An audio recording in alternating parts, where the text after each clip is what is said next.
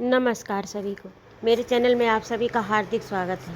आज मैं उपस्थित हूँ श्री लाल शुक्ल का लिखा उपन्यास राग दरबारी का तीसरा भाग लेकर। तो आइए कथानक प्रारंभ करते हैं।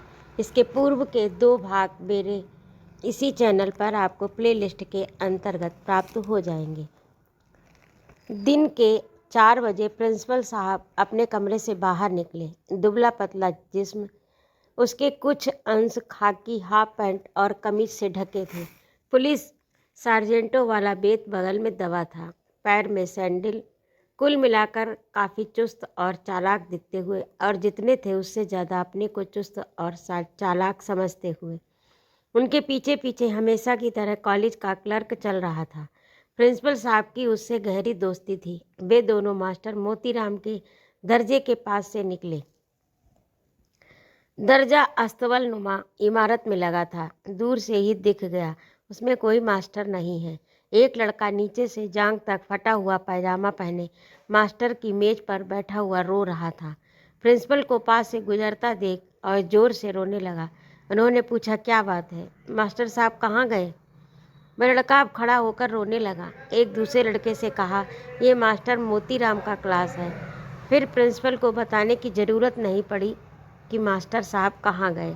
क्लर्क ने कहा, सेकेंड हैंड मशीन 24 घंटे की निगरानी मांगती है। कितनी बार मास्टर मोतीराम से कहा कि इसे बेच दो आटा चक्की को, पर कुछ समझते ही नहीं। मैं खुद एक बार 1500 रुपया देने को तैयार था। प्रिंसिपल साहब ने क्लर्क से कहा, छोड़ो इस बात को, इधर के दर्जे से मालवीय को बुला लाओ। क्लर्क ने एक लड़के से कहा, जाओ इधर के दर्जे से मालवीय को बुला लाओ। थोड़ी देर में एक भला सा दिखने वाला नौजवान आता हुआ नजर आया। प्रिंसिपल साहब ने उसे दूर से ही देखते हुए चिल्लाकर कहा, भाई मालवीय, ये क्लास भी देख लेना। मालवीय नज़दीक आकर छप्पर का एक बांस पकड़कर खड़ा हो गया और बोला, एक ही पीरियड में 2 क्लास कैसे ले सकूंगा? रोने वाला लड़का रो रहा था। क्लास के पीछे कुछ लड़के जोर जोर से हंस रहे थे।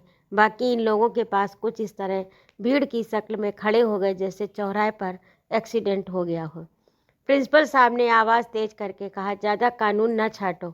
जब से तुम खन्ना के साथ उठने बैठने लगे हो, तुम्हें हर काम में दिक्कत मालूम होती है। मालवीय प्रिंसिपल साहब का मुंह देखता रह गया। क्लर्क ने कहा, सरकारी बस वाला हिसाब लगाओ मालवीय।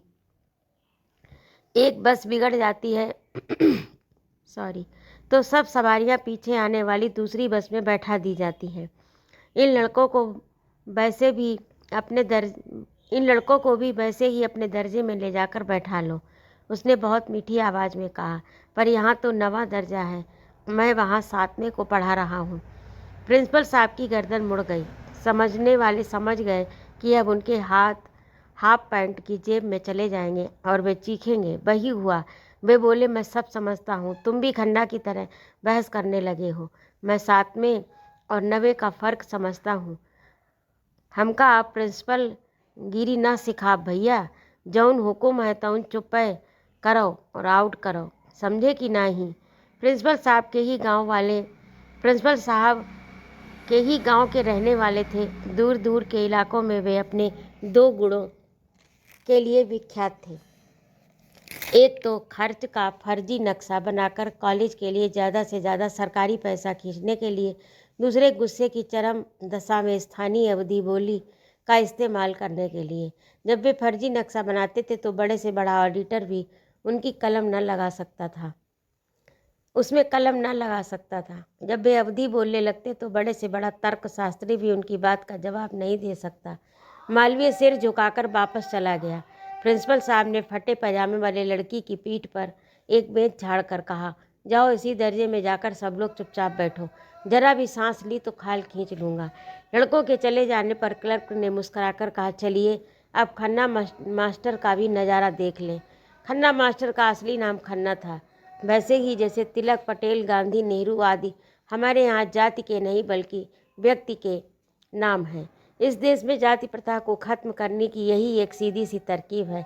जाति से उसका नाम छीनकर उसे किसी आदमी का नाम बना देने से जाति के पास कुछ नहीं रह जाता, वह अपने आप खत्म हो जाती है। खन्ना मास्टर इतिहास के लेक्चरर थे। इस वक्त इंटरमीडिएट के एक दर्जे में अंग्रेजी पढ़ा रहे थे। दांत पीस कर कह रहे थे, हिंदी में तो बड़ी बड़ी प्रेम कहानियाँ लिखा करते हो, पर अंग्रेजी में कोई जवाब देते हुए घोड़े जैसा मुंह लटक क्यों जाता है। एक लड़का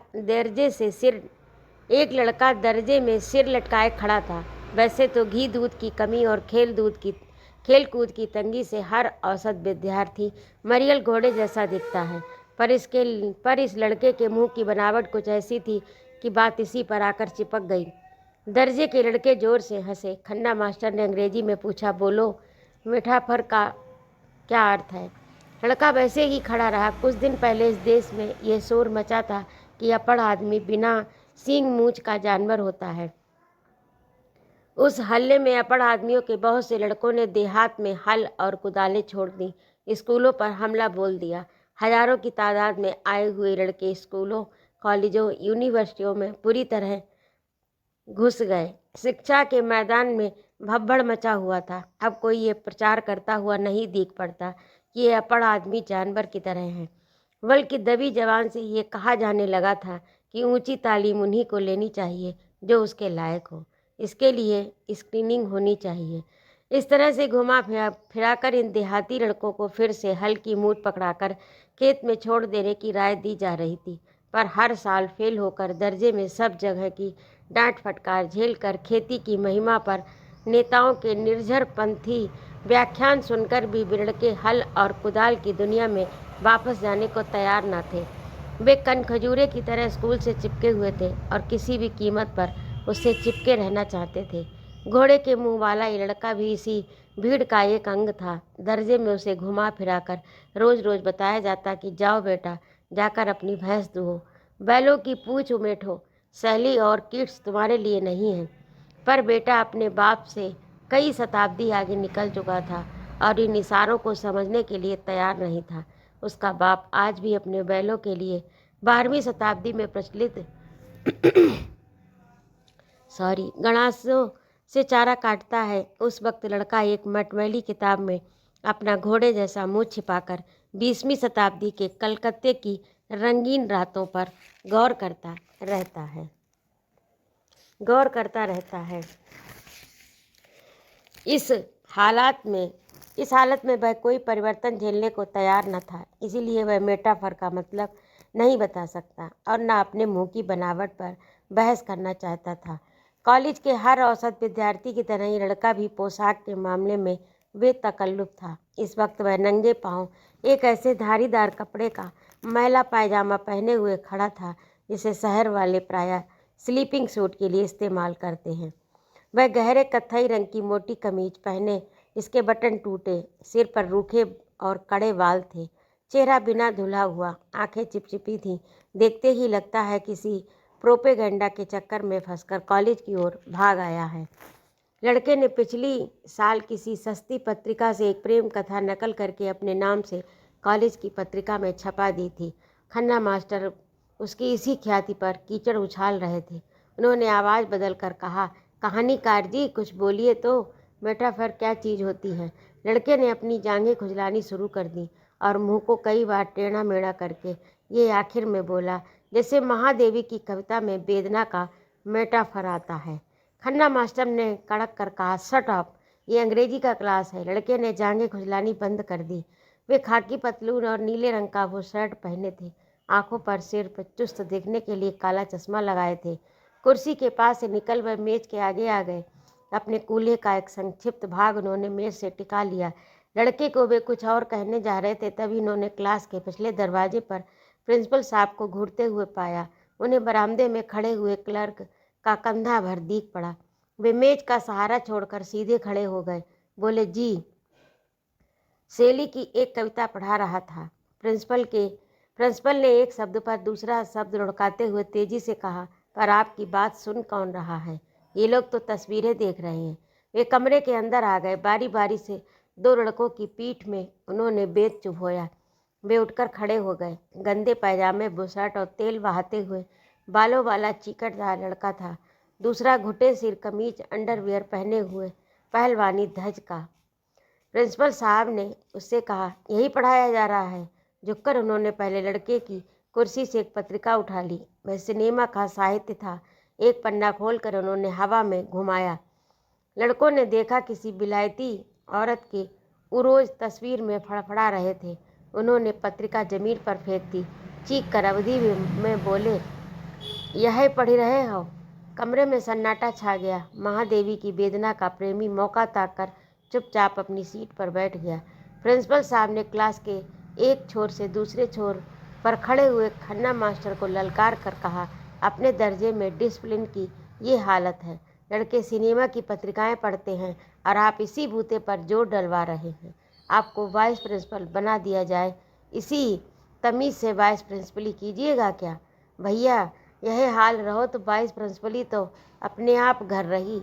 5 साल की जुताई में डगर डगर घूमे हो। 5 साल की जुलाई में डगर डगर घूमे हो।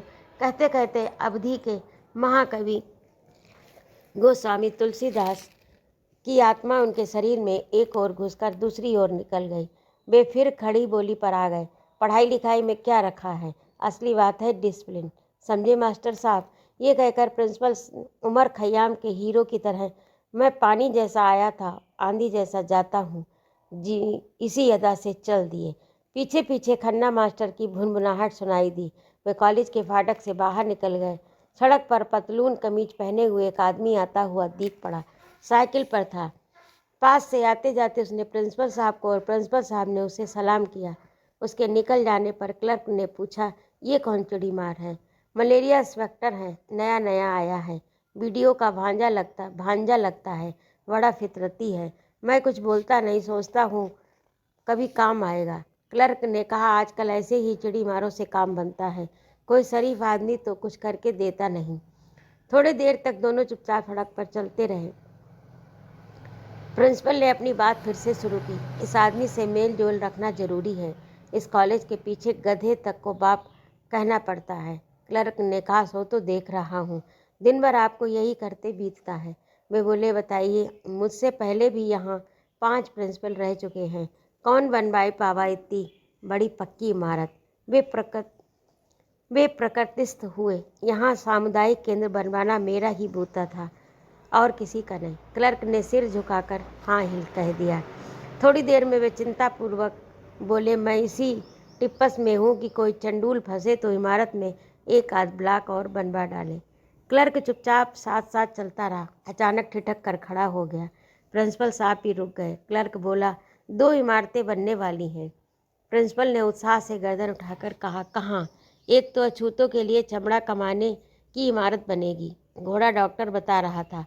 दूसरे अस्पताल के लिए हैजे का वार्ड बनेगा, वहाँ ज़मीन की कमी है। कॉलेज के ही आसपास टिप्पस सीए में इमारतें बनवा लें और धीरे धीरे हथिया लेंगे।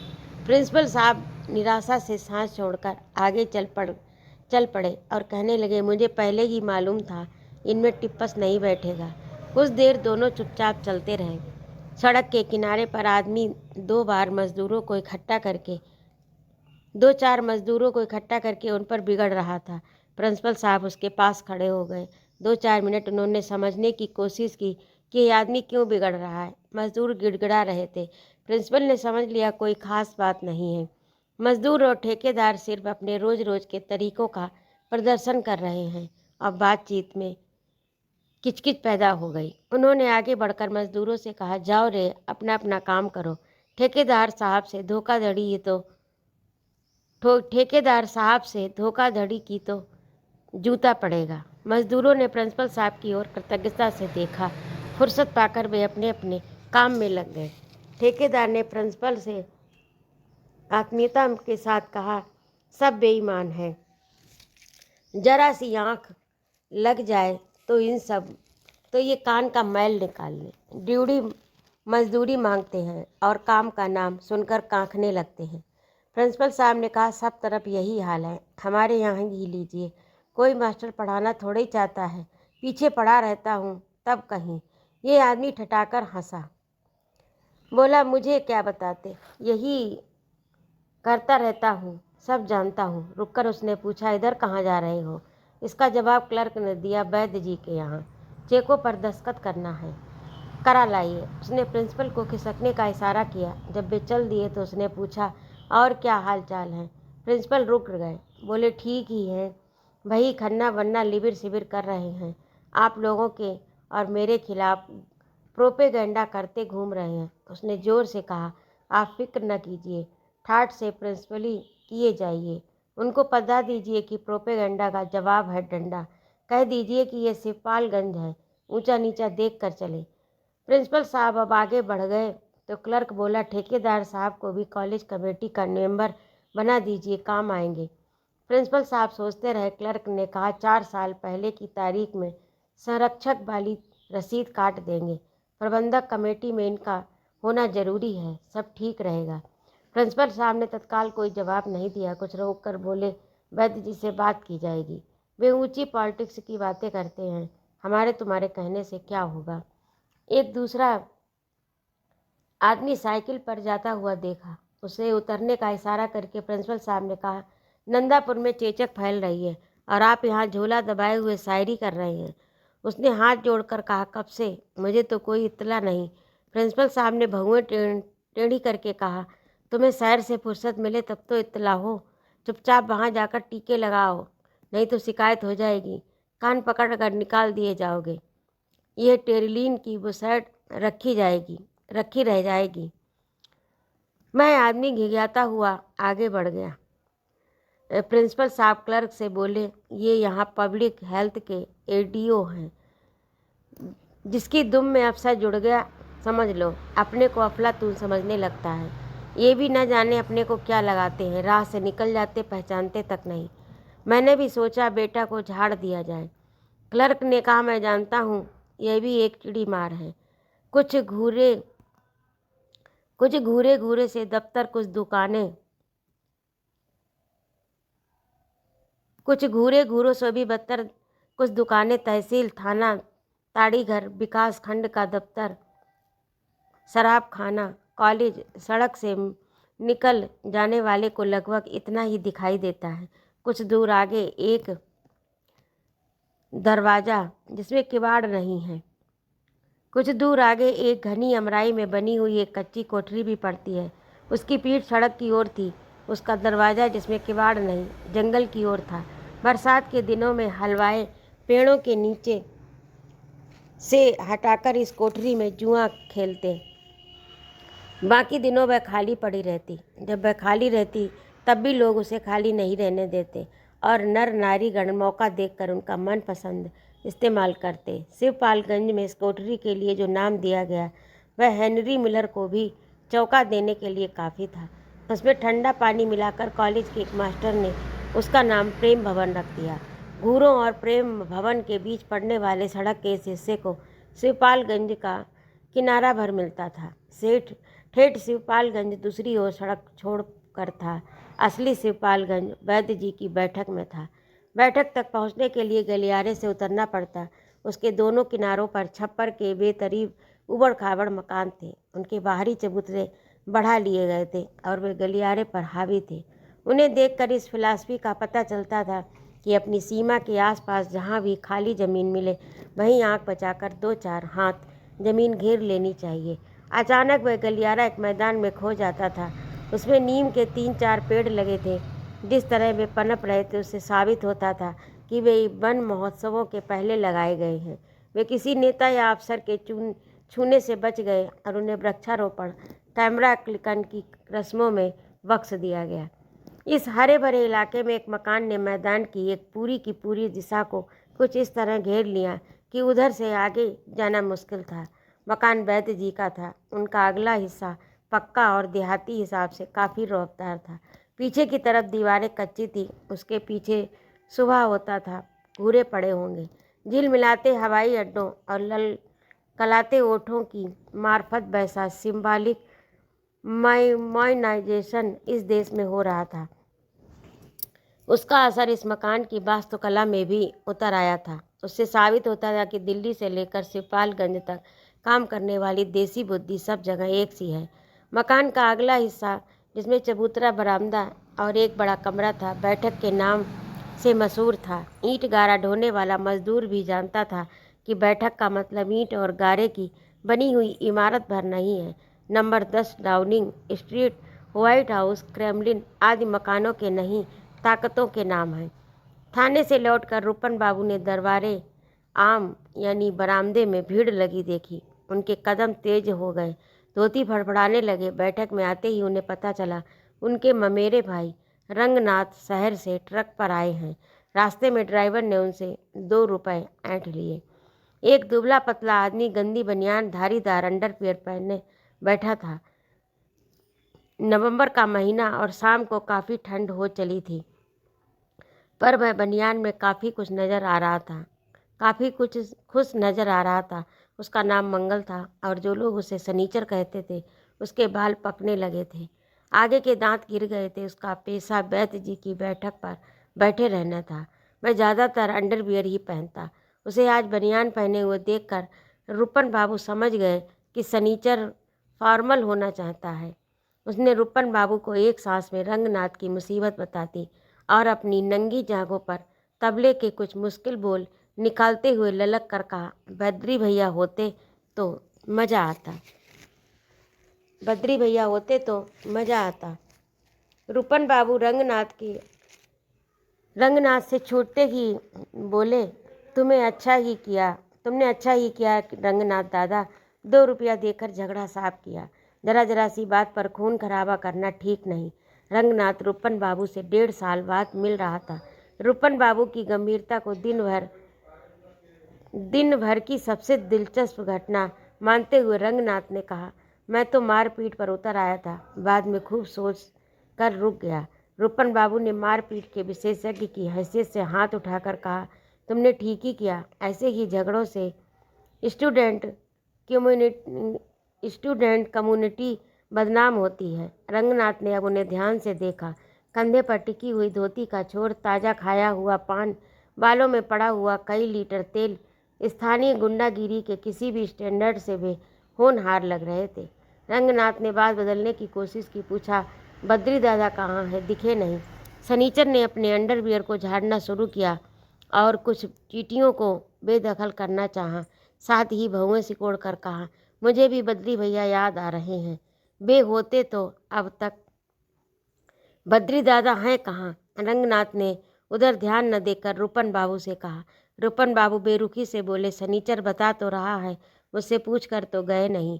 कहीं गए हैं, बाहर गए होंगे, आ जाएंगे, कल परसों व तरसों तक आ ही जाएंगे। उनकी बात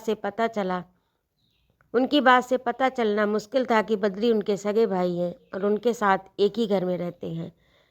रंगनाथ ने जोर से सांस खींची। सनीचर ने फर्श पर बैठे बैठे अपनी टांगें फैला दी।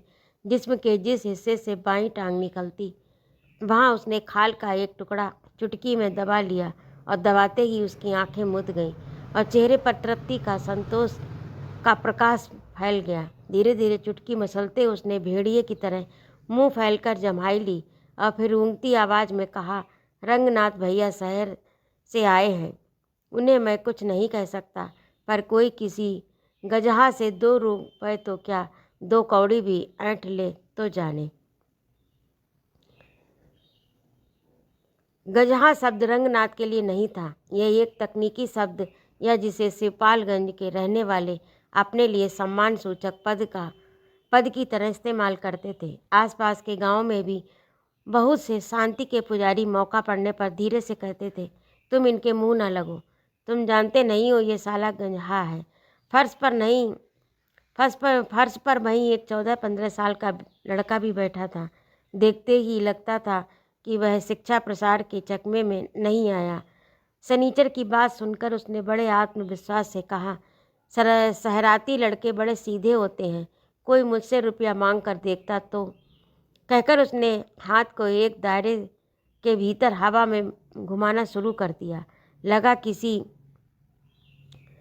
लांगे में एक लंबा हैंडल डालकर वह उसे बड़ी मेहनत से स्टार्ट कर रहा है। लोग हंसने लगे, पर रूपन बाबू गंभीर बने रहे।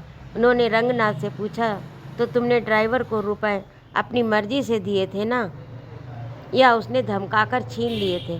रंगनाथ ने यह सवाल अनसुना कर दिया और उसके जवाब में दूसरा सवाल किया, तुम किस दर्जे में पढ़ते हो रूपन? उसकी शक्ल से लगा कि उन्हें ये सवाल पसंद नहीं। वे बोले, 10th क्लास में हूँ। तो अभी आप सुन रहे थे श्रीलाल शुक्ल का लिखा उपन्यास राग दरबारी का तीसरा भाग। आपको कैसा लगा कमेंट करके अवश्य बताइएगा। यदि आपको मेरा कहानी सुनाना अच्छा लगता हो तो कृपया मेरे चैनल को सब्सक्राइब अवश्य करें, लाइक और कमेंट करें तथा अपने मित्रों में शेयर भी करें और अपने सुझाव भी मेरे कमेंट बॉक्स में अवश्य लिखें। जय माँ भारती।